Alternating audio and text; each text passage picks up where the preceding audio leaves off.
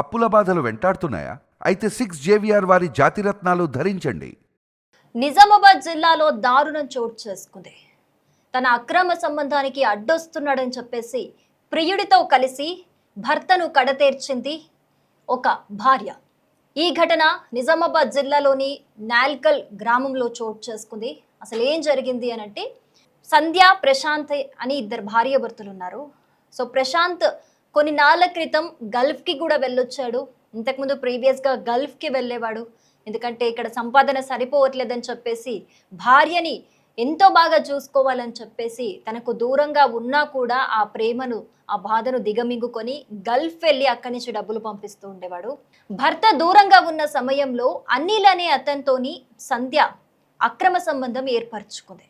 మరి గల్ఫ్ నుంచి ప్రశాంత్ భర్త తిరిగొచ్చాక మరి ఈ విషయం బయటపడిపోతుందని భయపడి భర్తనే ఇంకా కడతేర్చాలి అని చెప్పేసి ప్రియుడితో కలిసి ప్లాన్ చేసింది ఆ నయవంచకి. సో ఏం చేసింది అనంటే, భర్త మేడ మీద మందు సేవించాడు.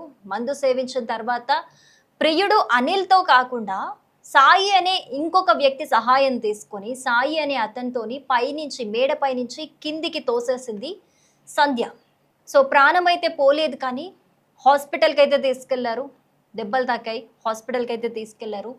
సో హాస్పిటల్కి తీసుకెళ్ళిన తర్వాత వాష్రూమ్ క్లీన్ చేసే లిక్విడ్ని తన నరాల్లోకి ఎక్కించింది సంధ్య, అలాగే అనిల్ ఇద్దరూ కలిసి.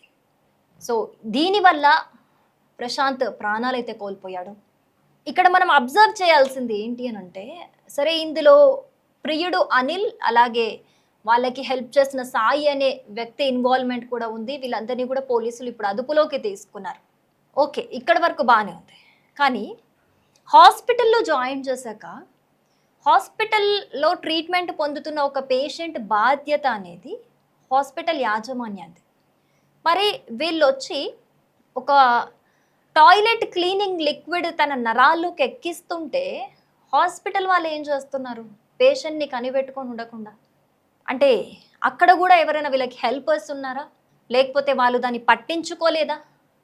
వాళ్ళు పట్టించుకొని దాన్ని అదునుగా తీసుకొని ఈ ఘాతుకానికి పాల్పడ్డారా?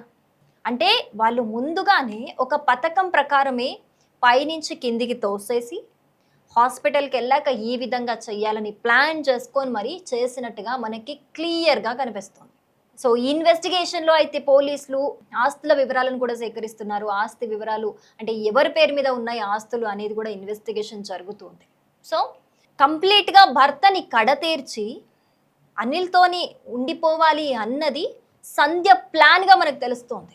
అసలు ఇంతటి ఘాతుకానికి పాల్పడాల్సిన అవసరం ఏముంది? వన్స్ గల్ఫ్ నుంచి ప్రశాంత్ తిరిగి వచ్చాక నువ్వంటే నాకు ఇష్టం లేదు, నాకు వేరొకరు నచ్చారు అని చెప్పేసి విడాకులు తీసుకుంటే సరిపోతుంది కదా. విడాకులు తీసుకుంటే సరిపోయేదానికి కడతేర్చాలి అన్నంత దారుణానికి ఒడిగట్టాల్సిన అవసరం ఏముంది? ఈ రోజుల్లో ఇది ఒక ట్రెండ్ అయిపోయింది. ప్రియుడి కోసం భర్తను కడతేర్చడం అదొక గొప్ప విషయంగా ఫీల్ అవుతున్నారు ఈ మహిళామణులు. నిన్నగాక మొన్న సియా కేసు చూసాం. అసలు అది చూసే చాలామంది భర్త అనేదానికి వాల్యూ లేదు ఈ రోజుల్లో. ఇంతకుముందు భర్త అంటే దైవంలా పూజించే వాళ్ళు, కానీ ఈ రోజుల్లో అయితే వాల్యూ లేదు. మనం పెళ్లి చేసుకున్నా చేస్తాం, చేసుకోకపోయినా చేస్తాం అన్న విధంగా ఒక అభిప్రాయం వచ్చేసింది పురుషుల్లో. చాలామంది కామెడీగా కమెంట్స్ పెడుతున్నారు, కొంతమంది సీరియస్గా పెడుతున్నారు. అసలు ఎందుకు చంపుతున్నారు అనే విధంగా. అక్కడ సియా కేసులో కూడా నాకు ఇష్టం లేదు అని చెప్తే అయిపోయేదానికి ఫ్యామిలీ పరువు పోతుంది, ఏది పోకూడదు, కానీ ప్రాణం మాత్రం పోయినా పర్లేదు అన్న విధంగా. ఇంత కర్కశం ఇది, ఇంతటి దారుణం. అప్పటికీ ప్రశాంత్ తల్లిదండ్రులు కూడా వాపోతున్నారట ఈ విషయం తెలుసుకొని. అసలు ఎందుకు చంపావు నా కొడుకుని?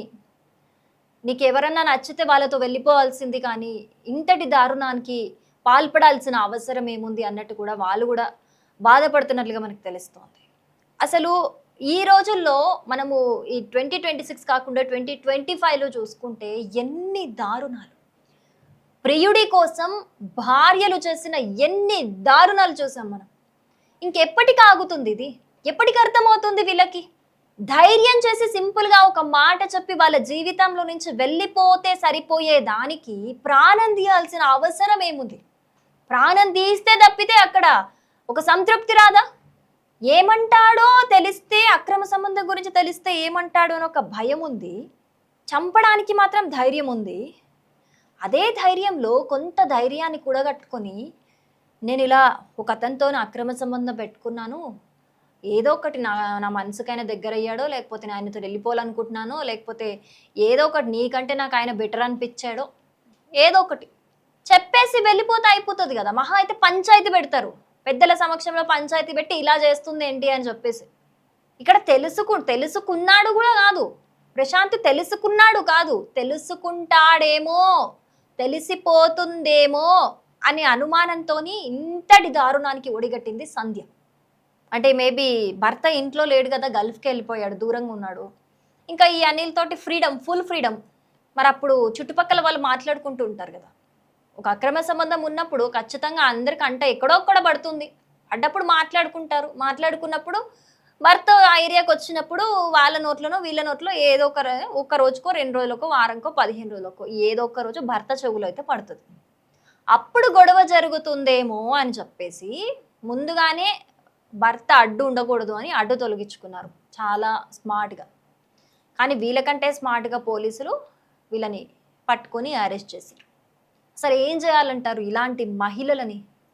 నిజంగా అమాయక అబ్బాయిలందరూ కూడా, అమాయకపు భర్తలు, అమాయకపు అబ్బాయిలందరూ కూడా ఇలాంటి కిలాడీల చేతుల్లో బలైపోతున్నారు.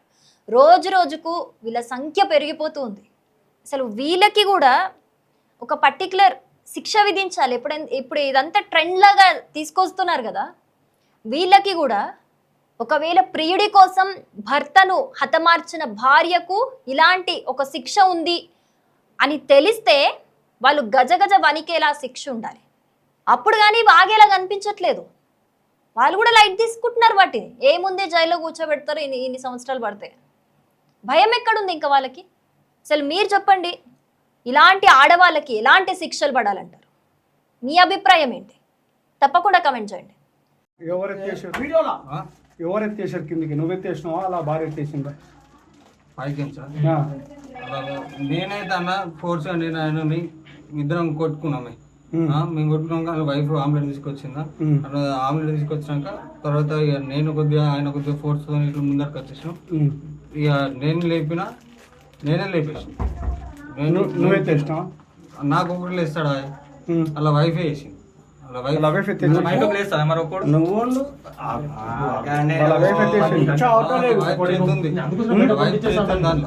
చేతుంది కదా. ఇదంతా ప్రీ ప్లాన్డే కదా, ఇదంతా ప్రీ ప్లాన్డే కదా. ఆమె ప్లాన్ నువ్వు ఏం చేయదు, ఆమె ప్లాన్ ఇదంతా డబ్బులు ఇచ్చిందా?